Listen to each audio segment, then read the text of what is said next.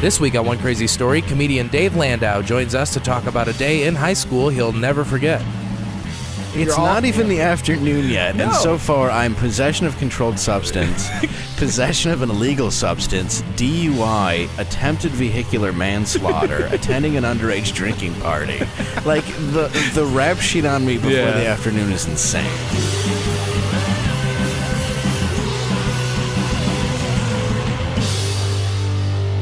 I guess it was September 1999 at our school, and to give you some background, my dad was getting surgery in Ann Arbor. He had brain cancer, and my mom was with him. And my aunt, I called her my aunt, but she was just a good family friend. She actually had killed herself when she was babysitting me. What? Yeah, so... What? It's a... Yeah. Oh, yeah, it's a long... Yeah. It's a long story. But this had happened before. She was an addict who had been stealing pills from where she worked as a nurse, and she went home to do it, but it's when she was, like, watching me. So she was, yeah, at this point she in was my supposed life, to be with you. Yes. Okay. And at this point in my life, my grandma was watching me, and me and my brother, my twin brother.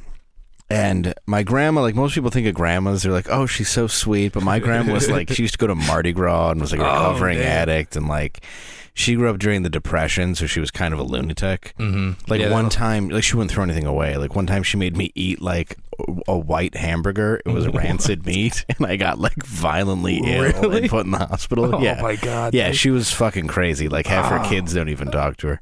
That's nuts. I mean, she's dead now. Like one time we had a big fight and I keyed her car. What? You keyed your grandmother's car? Keyed my grandma's car in the middle of a fight. You keyed your grandma? Yeah, I keyed my grandma's car. Like, I'm sure it was called for. I don't know if it was. I was a terrible kid, but we were just sitting there screaming at each other, and I was like, oh, yeah, how you like this? And I just did it. You just stood out front, like, slowly just... Yeah, like she was, like we just had this blowout. And obviously I had some issues as a kid. I had some depression. But yeah. But you keyed your grandma's car. That's great. Like that as a sentence alone is wonderful. Yeah, no. Because like clearly, she, from your description of her, but you know, if I just had this image of your grandma. Yeah, it sounds like the worst thing. Wow, who does that? Yeah, like who keys a sweet old woman's car? But that's fantastic. Yeah, but my grandma not a wonderful human. I hate to say it. Really, she didn't die loved. Okay.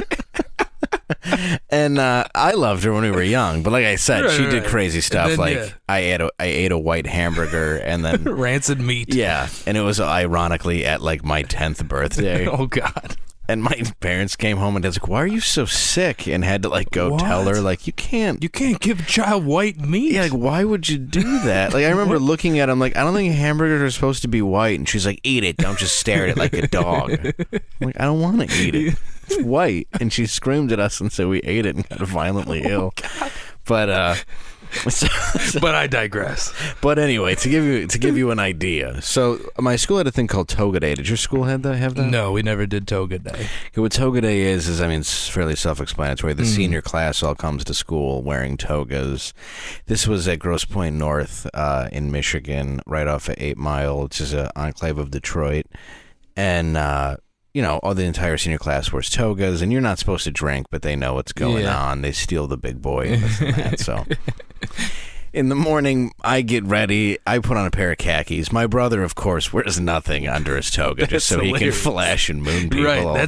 That's so funny. And I grabbed this pair of khakis because it had a fifth pocket in the front that nobody could find. It was a weird place to have it. I'll never forget. It was this pair of Tommy Hilfiger khakis that I think were like deliberately designed for like a drug addict. Were they? Yeah. So the pocket was inside? It was inside, like by the belt buckle though. Not even like above the pocket, like most fifth pockets. And it was a pair of regular khakis, so you'd never suspect it. That's great. So I had that. Your mom thought she was dressing you up nice, and you're like, she did. Mom, these are the best pants ever. Oh, get more of these. My son wants to wear khakis. He's a great son. I got searched so much in them, and they never found anything.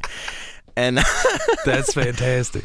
And this particular morning, I had a couple bags of Special K, which I put into the front of my pocket, which for the listener, if you don't know what it is, it's ketamine, which is a cat tranquilizer, which you would get into a K-hole in the late 90s. And a K-hole just means you were borderline dying.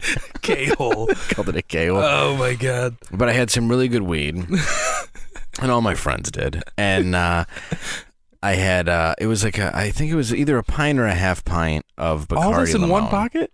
No. Just the front pocket had the ketamine. Okay. Yeah, the eighth I had separately, everything, but the ketamine pocket was right up I was front. gonna say, that's a great It's a hell of a pocket. That's true. It's a huge pocket. Just a fifth of booze. And I'd been searched like 50 times. Is that What a is bottle this? of booze? Or you just happy to see No, me? it's just where my dick is, sir. That's all right. my dick. Yeah, there's no way there'd be a hidden compartment up here. That's just where I put the ketamine. Okay. So I have, This is a bed sheet on and a Burger King crown, and that's pretty much my outfit. And I go and I pick up my friend Sean, and we're going to my friend Sam's, who's a girl who lives 20 feet from Sean's. But first we had to drive around, smoke a giant joint, and finish the fucking pint. Oh, that's fantastic. Oh, So this is not even like 6 a.m. yet. that's great. And we're showing up completely, we're pretty hammered. So we show up. Is Toga Day on what day of the week is this? It's like a Wednesday. It's the stupidest day. It's the perfect day to drive around and get hammered. Right. Yeah. It's not even pre-weekend. It's like midweek. It may have even been a Monday, but I think it was like a Wednesday. Oh, yeah. Let's just get drunk real quick. It's a Wednesday. Oh, yeah. We're hammered. That's at 6. hilarious. When we show up to Sam's and everybody's drunk. Mm-hmm. You know, we have like half the senior class, which I'm friends with them all, and everybody's hammered. So everybody's drunk, and we're just there. We're drinking beer, smoke. And eventually, we run out of beer, and everybody goes to school. So I take my friend Sean, Bryce, and Courtney, and we head to school. And then right when we get there, our entire class, like, we had a very special class because people would be a little wasted years before, but our class is annihilated. Like, there's just people passed out on the curb and vomiting, and, like, it's a train wreck. Like, it's the most inappropriate Toga Day they've ever had. And I'm sure your brother's not the only one that was wearing nothing under it. No, he's not the only one, but I can see my brother just, running around showing his dick. And, so me, Sean, and Courtney are like, let's get out of here. So what we decided is we just leave. we just leave school. We're just at school. Sam said, you can go back to my house if you want. Her parents weren't home, so we just head back to go hang out at Sam's. So we get there, and there's enough beer to get us through till about 10 o'clock. Like 7th period. Yeah, like 10 a.m., maybe 10 a.m. So we go up to this corner store. There was this liquor store, and the idea was Courtney would go buy cigarettes to distract the cashier while I steal beer. God damn. So Courtney goes up to That's hilarious. Yeah, and I'm driving, mind you. So Courtney is distracting the cashier buying beef jerky and cigarettes while me, Bryce, and Sean are looking like the most guilty people on the planet. So finally I realized there's no way I can just grab a case and run out. Yeah. Mind you, I have a fake ID and stuff. Yeah. We could just go into Detroit. But you're in togas. We're in togas, and it's right there. Yeah, the officers, a guy in a toga took a whole case of beer. Look for that. Yeah. Well, I can't really narrow it down, though, because it's half the school. Yeah. But yes. Yeah, that's true. But at the same time, it's still a suspicious thing, and he's in a red Jeep, which was mine. So I had a red Jeep Cherokee at the time, which, by the way, hummed because I dropped the drive shaft on it, and it was never repaired correctly. That's hilarious. So anytime I'd go to order food, I'd be like, yeah, can I get 2 tacos? They'd be like, can you shut off your car? That's so hilarious. Embarrassing. Yeah, well, sorry, let me just shut off my car while I order. Yeah, I'm here to pick up your daughter. That's my car whistling in your driveway. The one that's all dented in from drunk driving incidents. And Toga. So I see that there's a stack of cases of beer in the back. Okay. In the back room, because the back room was by the fridge. So I'm like, all right, you guys go and start the car. I'm just gonna grab a case and run out the back. So I run in, I just grab a mystery case of beer and run to the car. We get the hell out of there. We go back What to a rush, Sam's. dude. It was, yeah. It was probably pretty intense at the moment. It was fairly intense. Yeah. And like, clearly now you're just like, what? it's so stupid. Yeah. Well, no, we get back and it's Santa beer that was from like the late 80s. Like nobody should. It was just poison. Yeah. So we're sitting there all drinking this and they're like, this is terrible. And I'm an alcoholic, so I'm like, it's not that bad. Yeah, I'm it's drinking all right. like 5 of them. It's already 11. Right. So yeah. It's already So- 11. I mean, you could drink anything at that point. You drink rubbing alcohol, and you're like, that's all right. It's not bad. Yeah. You know, it's not bad. Like, Yeah. as long as when especially at that age, too, you're sort of Right. like, no, it's cool. You know? You just tell yourself it's good. Yeah, it's why you drink. That's we why always, anyone drank in high school. Yeah, you or know? you'd go and use your fake ID and you'd be like, are Bush 30 packs normally $45? Like, you know, you drink that because they sell you the garbage cases for 30 times the value. Right. So we're all fairly messed up, smoking weed and drinking or whatever, and we're like, this isn't going to work. We have to go back. So we go back to the very same store, and we walk in, and the guy sees me, and everybody's like, it's them right there. So we run back to the car, and the cashier starts chasing us. Oh, wow. So I start the car. He stands in front of the car to stop us. He's like, no, you're not going anywhere. So I go in reverse, and he runs behind the car. And I'm like, dude, what are we? So I put it into drive, and I go up, and he stops in front of the car again. And I just look at everybody in the car, and I'm like, we got to do this. And I just mouth, I'm sorry. And I just pedal to the metal and gun it at the fucking guy. So, I'm sorry. Yeah. I just mouth the words, And, I'm sorry. Dude, the dude didn't move. It was very bullfighty-ish until like the last second he finally jumped out of the way, and we're all just screaming and dying laughing. He's swearing at the car. But like, mind you, it's not even the afternoon yet, and so far I'm possession of controlled substance, possession of an illegal substance, DUI, attempted vehicular manslaughter, attending an underage drinking party. Like the rap sheet on me before the afternoon is insane. And you're a minor.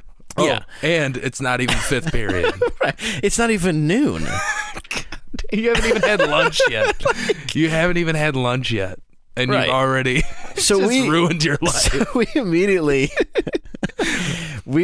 are like, what do we do? Like this sucks. We got no beer. Like they're all kind of like, you almost just killed the guy with your car. And I'm like, yeah, but we don't have any beer.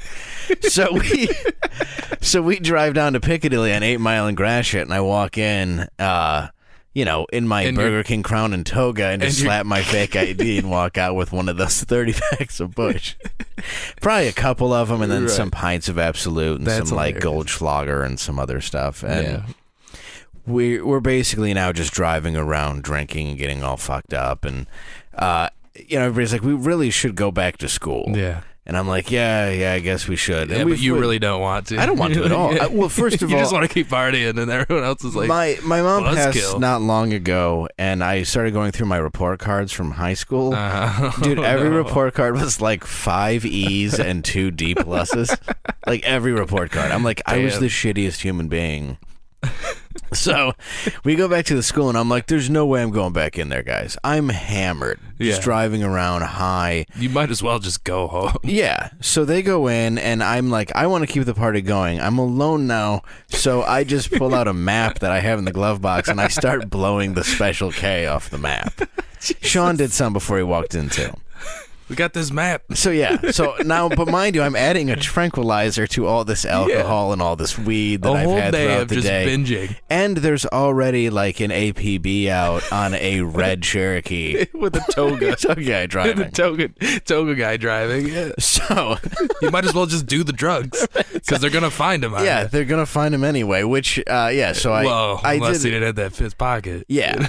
So I'm basically driving around looking for parties, but there's no parties because it's the afternoon. Who's down to party? Right, and like even the toga parties, like people have parties at lunch and stuff, but everybody's back at school so they don't get in any sort of trouble. And I'm cruising around by myself on Special K, just drunk and high. So finally, I go to my buddy G's house, and it's his mom's. Oh God, that's hilarious. G's not home because he's 19 and in college at this point. He was a year above me. He's not home because he's being an upstanding citizen. And I'm like banging on his door in a toga, like G's always down to smoke. I'll get him. He'll be here, you know. I got some weed. Yeah, I got Jesus, some K. yeah, he'd be down. It's 120. So I like bang on his door for a while. There's no cars in the driveway. I get in my car, and the car like won't start. And then it finally starts, and I roll out of his driveway, and it just stalls in the middle of the street. And I pass out. So I'm now passed out in the middle of the street in a toga in the red Jeep, completely unconscious. And I just wake up to a sound of a horn just honking, honking, honking because I'm blocking the entire road. Yeah. And I wake up and I'm like, oh shit, I got to get out of here. And I put it in drive and I take off. So I'm driving for probably about 2 minutes where I get to this red light. And then I guess the red light was fairly long.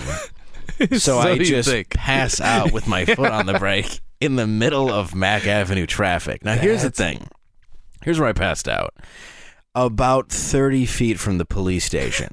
Because where I passed out was at a red light directly in front of City Hall, the municipal building. So I'm sitting there unconscious in front of the cop shop in my toga at a green light while cars just go around and honk at me, but I'm not getting up. Oh, no. So I wake up to this guy pounding on my window and an ambulance behind him. There's an ambulance and a cop and a bunch of other cops. So I wake up and I'm like, and this is a cop who had beaten me up. Like, this dude hated me. Yeah. This happened to be the cop that beat me up. This cop actually, before this point, had thrown me down the stairs at a party. Yeah, I actually talked about it on different radio shows. Yeah, he found me hiding in a closet, to make an example of me, threw me down a staircase when I was 16 while a party of kids chanted Rodney King over and over again. So you're 17, and you're like, this is the cop that already threw me down a flight of stairs and beat me up in my driveway. That's pretty young to have that past with a cop. Yeah, he hated me. The only reason I remember you. Yeah. So he wakes me up, and he's just like, Landau, and I'm like, oh, this fucking guy. Landau. And he's just like, he's like, people thought you were an old dead man sitting in the middle of it. I'm like, no, I'm fine. And he's like, have you been drinking? I'm like, no. And I'm just obviously annihilated. Fortunately, I had finished smoking weed, which I thought I had on me because I was looking for people to smoke and stuff like that. Fortunately, I didn't have any on me. But I still had the Special K in the front fifth pocket, a ton of beer in the car, and clearly I was hammered because I was sleeping at a red light. Reeked of booze, and you're sleeping at an intersection. In a toga wearing a Burger King crown. And it's 2. And it's 2 o'clock.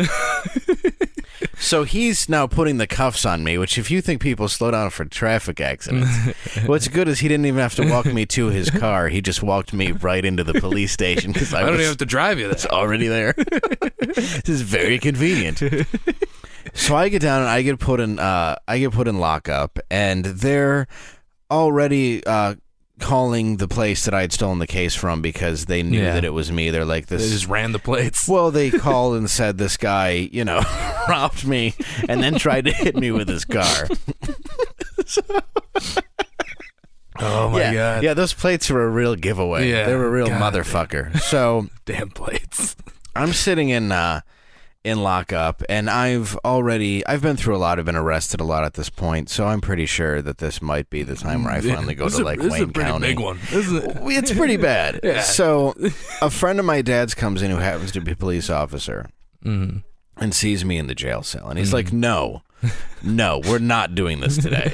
And the cop who hates me like, yeah, we are. He stole from a store, this and that. And he's like, yeah, unfortunately, the store ended up calling and being like, yeah, he stole Christmas beer. Like, we don't care about it. Like, we're not pressing charges. Like, they decided not to do anything. Well, I love how he's like, yeah, we didn't care, but he still like stood in front of your car. Like, yeah. Like after it, I think that guy also was kind of embarrassed of the situation because he probably realized like, yeah, he stole like, I mean, I'll just pay you for it at this point. If it's worth anything, right? Like it's not like robbed is a little much. Exactly. Like, and I think he felt embarrassed that the liquor store owner just kind of felt like it was just one of those things where it's like, I shouldn't have overreacted, and I shouldn't have stole whatever. Yeah, well, right. You both are just kind of like, it's a little much. So, but I was in this jail cell, and he's like, we're not pressing charges. And the one cop who hated me, like, no, we are. And when the liquor store said they wouldn't, The other cop got it so the police wouldn't either. Yeah. But I couldn't go home yet because I was hammered and I would have had to drive my car. Yeah. So, like, they brought me an egg salad sandwich nice. And a coffee. And they're talking to me about my life and what I'm going to do. And at that point, I didn't care. I didn't care if I died or what. I was just like, whatever, you know? Yeah. And so I'm just drinking, like, the coffee or whatever. And it gets to be, like, 7:30. And they're like, I think he's fine enough to where he can drive his car home and we'll just follow him. And I guess maybe this is what they call white privilege. But at the same time, maybe the other option is to put a teenager into Wayne County. Yeah. Which is just like, they really have to kind of go, well, yeah, he should be there, but I don't want him stabbed and hung with his bed sheets. Like, that's the thing about being on the border of Detroit is sharing a county with Detroit is they can't really share prisoners. Right? You share prisoners. You really got to do something wrong for them to throw you into a jail. So finally, they follow me home or whatever, and I go inside, and my grandma's just there, and she's just like, so how was Toga Day? It's pretty late, and I'm like, yeah, you know, good day, Grandma. I'm like, you know, we had some fun, and then I stayed after and did some extracurriculars and stuff like that. You know, just she fully knows I'm just did all my homework. Yeah, I'm like, you know, I had a tutorial. I stayed after, and she's like, oh yeah, because the school called and said you didn't show up today, and the police called and said that they had to arrest you. And I'm like, oh, yeah, you know, and she's like, I'm going to let your parents know when they get home. Like, seriously, like, you should just be ashamed of yourself. And I didn't want to deal with it. So when she went to the bathroom, I just stole some Vicodin out of her purse. What? Took him, went upstairs, and passed out. And that was my Toga Day. Yes. Happy Toga Day. So, yeah, that's... I love it. That's how it ended, was... me getting arrested, getting off, and stealing more sedatives from my grandmother. Yeah, it wasn't bad enough I had cat tranquilizer in me. I had to top it off. Nothing like talk about a night. Go home for a nightcap. Yeah, see if my body could fight through the evening. Oh, Grandma's over. Good. Yeah. Why don't you go use the restroom, Grandma? Yeah. Why don't you use the bathroom? She would always have codeine and stuff, and I would always steal it. She'd be like, I swore I brought 12 pills. It's weird, I only have 9. I'd be like, nobody wants your dumb medicine. Somebody wants your dumb medicine. Oh, God, that's great.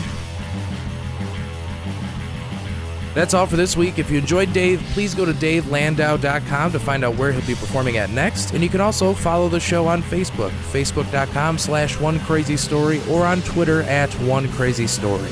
Thanks for listening. Hope you enjoyed it.